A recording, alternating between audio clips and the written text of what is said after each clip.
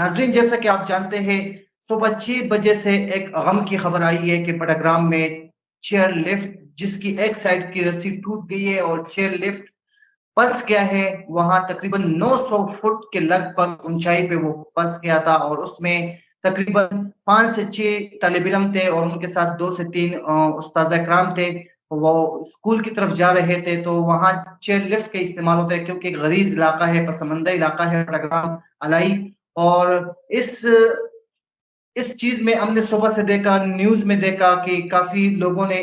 Operation किया, बच्चों को निकालने की कोशिश की वहां से, लेकिन कोई कामयाब नहीं हो सका। लेकिन इसी सिलसिले में आज बड़गाम से हमारे पास मौजूद है, जिनसे तफसील जानेंगे, यासर, जो कि वहाँ के सीनियर तजज़ियाकार है, काफी जगहों पे ये बातचीत करते हैं और इन्होंने अपने आंखों से देखा है कि वहां पे क्या हुआ, तो इनसे ही बात करते हैं।